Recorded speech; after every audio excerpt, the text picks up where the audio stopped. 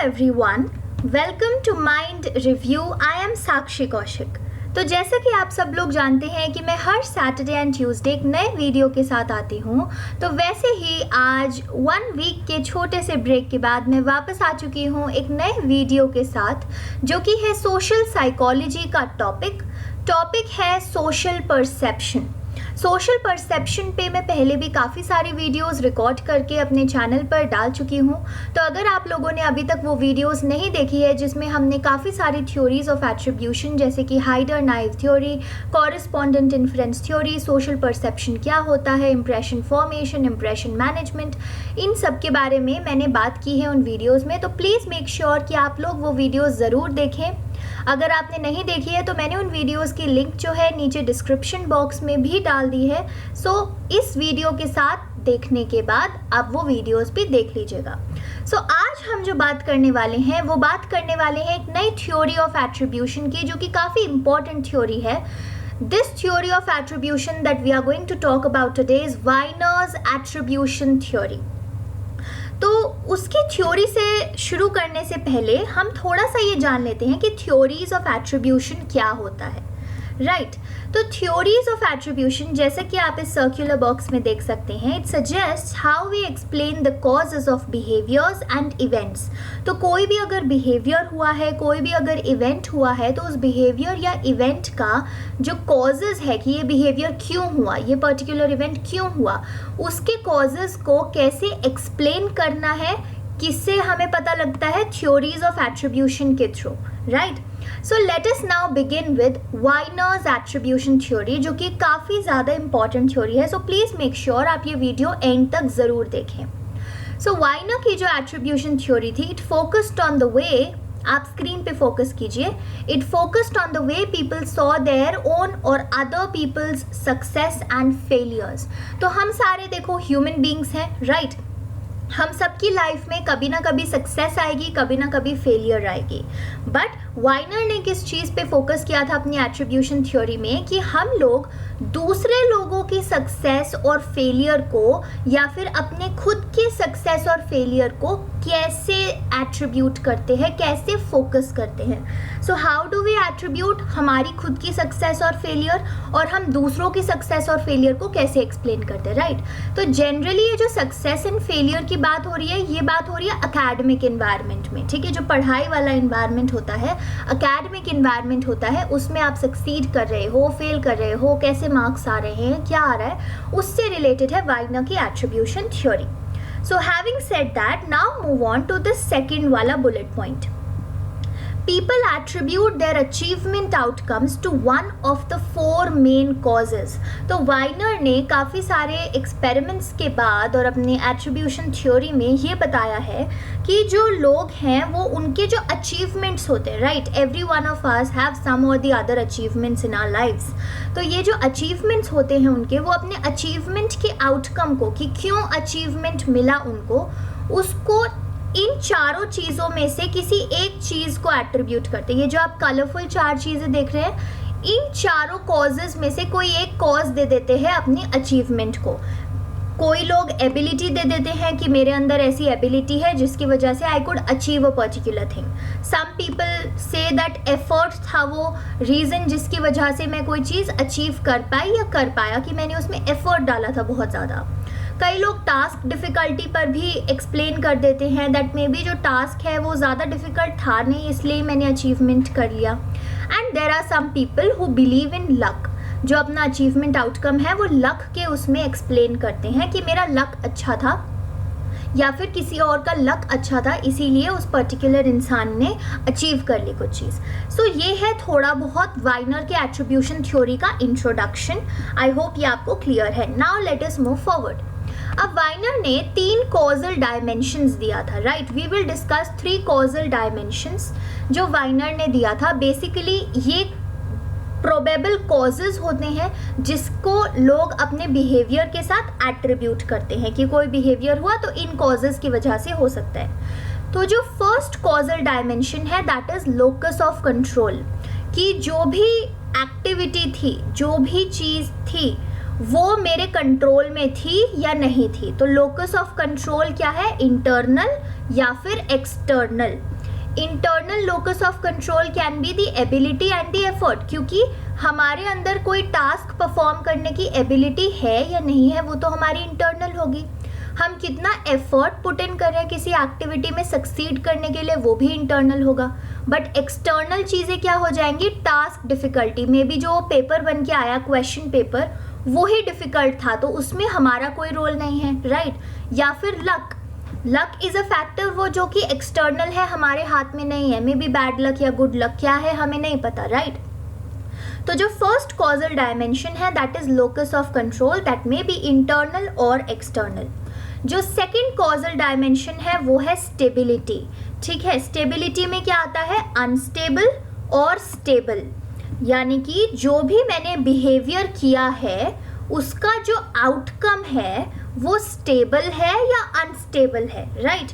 Outcome of behaviour changes between occasions, अगर unstable हुआ तो, और अगर मेरा बिहेवियर स्टेबल हुआ तो outcome remains likely the same. That means अगर मेरे 3-4 एग्ज़ाम्स होने हैं, राइट, 3-4 एग्ज़ाम्स होने हैं, फर्स्ट एग्ज़ाम में तो मैंने बहुत अच्छा परफॉर्म कर दिया, सेकंड एग्ज़ाम में भी मैंने काफ़ी अच्छा परफॉर्म किया, थर्ड में भी मैंने काफ़ी अच्छा परफॉर्म किया, तो ये क्या होता जा रहा है, स्टेबल बिहेवियर हो रहा है।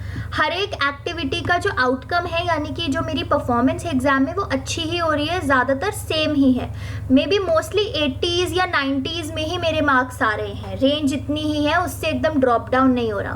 बट अनस्टेबल क्या होगा कि एक एग्ज़ाम में तो मेरे 95 मार्क्स आ गए आउट ऑफ 100 और दूसरे एग्ज़ाम में सीधा 50 मार्क्स है। So this is a very drastic change जो कि अनस्टेबल है, कि एक ओकेजन पे तो अच्छा परफॉर्म कर दिया, एक ओकेजन पे ज़्यादा अच्छा नहीं किया। तो अनस्टेबल और स्टेबल भी एक कॉजल डायमेंशन है विद इन स्टेबिलिटी। जो थर्ड और लास्ट कॉजल डायमेंशन है दैट इज कंट्रोलेबिलिटी। कंट्रोलेबिलिटी में क्या आता है, कुछ ऐसे फैक्टर्स जो कंट्रोलेबल हैं, यानी कि जिन फैक्टर्स को हम कंट्रोल कर सकते हैं, जिन फैक्टर्स को हम रेगुलेट कर सकते हैं। ऐसे कौन से फैक्टर्स होते हैं, हमारे एबिलिटी और हमारा एफर्ट, हम कितना एफर्ट पुट इन करेंगे किसी टास्क में या किसी एग्जाम की प्रिपरेशन में, वो हमारे कंट्रोल में है। और अनकंट्रोलेबल फैक्टर्स क्या हो गए, लक, ठीक है। तो जो बेसिकली एक्सटर्नल फैक्टर्स होते हैं वो अनकंट्रोलेबल होते हैं बिकॉज वो हमारे हाथ में नहीं है। So these are the 3 causal dimensions. Locus of control internal है या एक्सटर्नल, स्टेबिलिटी अनस्टेबल है आपका बिहेवियर आउटकम या स्टेबल है, कंट्रोलेबल जो आपकी एक्टिविटी है वो आपके हाथ में है, कंट्रोलेबल फैक्टर्स हैं या अनकंट्रोलेबल, राइट। अब आ जाते हैं कुछ रिसर्च एविडेंसेस पे। ये जो वाइनर की एट्रीब्यूशन थ्योरी थी, upon this winners attribution theory कुछ रिसर्चेस भी करी गई थी और जिसका एविडेंस हमें दिखाता है कि ये वाइनर की एट्रीब्यूशन किस हद तक सही है।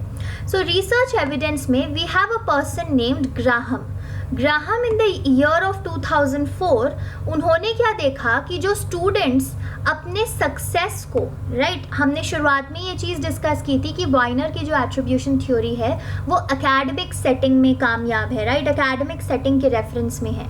सो ग्राहम ने क्या फाउंड आउट किया था कि जो स्टूडेंट्स अपने सक्सेस को एट्रीब्यूट करते हैं to internal unstable and controllable factors, ठीक है, कि जो भी मेरा रिजल्ट आएगा एक एग्ज़ाम के बाद, जो भी मेरा सक्सेस है वो इंटरनल है, यानी कि हाई एबिलिटी हाई एफर्ट, मेरा खुद का एबिलिटी होगा, खुद का एफर्ट होगा, इंटरनल है। अनस्टेबल है, unstable that means on one occasion may be मैं अच्छा परफॉर्म करूँ, on the other occasion may be ज़्यादा अच्छा परफॉर्मेंस ना हो। कंट्रोलेबल फैक्टर्स बेसिकली वही सारे इंटरनल फैक्टर्स जो मेरे हाथ में है, इफेक्टिव लर्निंग स्ट्रैटेजीज, ठीक है। तो जो स्टूडेंट्स बेसिकली अपने सक्सेस को, अपने गुड मार्क्स को एट्रीब्यूट करते हैं to internal unstable and controllable factors, उनका क्या होता है, हायर लेवल ऑफ अचीवमेंट, उनका जो लेवल ऑफ अचीवमेंट होता है वो हाई होता है because these people are self motivated, उनको खुद से ही मोटिवेशन मिलता है, they do not need anybody else to come and से कि अब पढ़ लो तुम्हारे पेपर हैं, right. On the other hand, those who attributed causes to external, stable and uncontrollable factors, ठीक है। अब जो दूसरे हाथ में क्या आ गए, तो ऐसे लोग जिन्होंने अपने जो भी एक्टिविटी है, जो भी रिजल्ट आया है एक पर्टिकुलर एग्जाम के बाद, उसको एट्रीब्यूट कर दिया कि ये तो एक्सटर्नल था, यानी कि टास्क डिफिकल्टी हाई थी। टास्क डिफिकल्टी हमारे एग्जाम्पल के केस में क्या आ सकता है कि क्वेश्चन पेपर बहुत डिफिकल्ट था इसीलिए मेरे मार्क्स अच्छे नहीं आए, या फिर कुछ ऐसे अनकंट्रोलेबल फैक्टर्स लाइक लक, कि अरे उस दिन ना मेरा लक अच्छा नहीं था इसलिए मेरे एग्जाम में नंबर अच्छे नहीं आए। सो those students who are attributing their exam results या फिर their results to the external things, to the stable things and to the uncontrollable factors like luck or high task difficulty, उन लोगों की जो अचीवमेंट लेवल होती है वो ऐसा देखा गया है कि उन लोगों की अचीवमेंट लेवल लो होती है। It is not very high as compare to वो लोग जो अपने सक्सेस को internal unstable and controllable factor से रिलेट करते हैं। So this was the research evidence that Graham found out in the year of 2004। ये इंपॉर्टेंट है, आपको इसको याद रखना चाहिए। फिर कुछ इवैल्यूएशंस है। What do we mean by evaluations? Evaluations मतलब इस थ्योरी के बारे में कुछ जो डिस्कशंस करनी है, इसके क्या एडवांटेज हैं, क्या डिसएडवांटेज है, क्या चीज़ें हैं। So this theory has been used to explain the motivation differences between high and low achievers. तो अभी जस्ट हमने लास्ट स्लाइड में बात की थी लो अचीवर्स की एंड हाई अचीवर्स की, राइट? तो ये जो थ्योरी है इसको यूज़ किया गया है टू एक्सप्लेन कि क्या मोटिवेशनल डिफरेंसेस होते हैं बिटवीन वो लोग जिनका हाई लेवल ऑफ अचीवमेंट होता है और वो लोग जिनका लो लेवल ऑफ अचीवमेंट होता है। अब जो हाई अचीवर्स होते हैं they believe that success is due to high effort, high ability which improves their self esteem, ठीक है। तो जितने भी हाई अचीवर्स होंगे जिनका हाई लेवल ऑफ अचीवमेंट होगा वो लोग बिलीव करते हैं कि अगर उनको पेपर में अच्छे नंबर चाहिए या फिर if they want success in their life तो वो कैसे मिलेगा, जब वो बहुत ज़्यादा एफर्ट पुट इन करेंगे, जब वो उनके पास हाई एबिलिटी होगी उस चीज़ को करने के लिए, ओनली देन। और क्योंकि वो ऐसा बिलीव करते हैं तो इस चीज़ से उनका जो सेल्फ एस्टीम है वो भी इम्प्रूव होता है, राइट। और हाई अचीवर्स को ये भी पता होता है कि if at all they fail, ठीक है, कभी अगर वो फेल हो जाते हैं किसी टास्क में तो failures would only be because of bad luck और अ हाईली डिफ़िकल्ट टास्क। अब जब हाई अचीवर्स ये चीज़ मान लेते हैं कि अगर मैं किसी चीज़ में फेल हुई हूँ या हुआ हूँ तो that is because my luck was not good या फिर जो टास्क डिफ़िकल्टी थी वो काफ़ी ज़्यादा थी, तो जब वो ऐसा बिलीव करते हैं तो उनको क्या सेंस ऑफ बिलीफ आता है कि this was not my fault. तो इस वजह से उनका जो सेल्फ एस्टीम है वो इंटैक्ट रहेगा, उस पर कोई अफेक्ट नहीं होगा। वेयरएज अगर हम लो अचीवर्स की बात करें तो वो ऑलरेडी एक्सटर्नल चीज़ों पे सारी चीज़ें डाल देते हैं, दे do not believe in high effort और हाई एबिलिटी, तो इसीलिए उनका सेल्फ एस्टीम ऑलरेडी काफ़ी ज़्यादा अच्छा नहीं होता। Because of that when ever they face failure तो उनका सेल्फ एस्टीम और भी ज़्यादा डाउन चला जाता है, because of which they do not feel motivated to work further, right. तो this was about Weiner's attribution theory. Thank you everyone for watching the video so patiently. Do like the video guys. Video को like करे बिना मत जाइएगा। Subscribe करो मेरे channel को, अपने दोस्तों के साथ शेयर करो चैनल को। जिन लोगों को साइकोलॉजी, मेंटल हेल्थ या मोटिवेशनल टॉक्स के बारे में बहुत ज़्यादा जानने की उत्सुकता हो उनके साथ आप इस चैनल को शेयर कर सकते हैं। एंड आप अपने कमेंट्स नीचे कमेंट सेक्शन में ज़रूर छोड़िए that how you like the video. अगर आपके कोई सजेशंस हैं या फिर अगर आपको किसी टॉपिक पे वीडियो चाहिए। And lastly, have a good day and bye bye.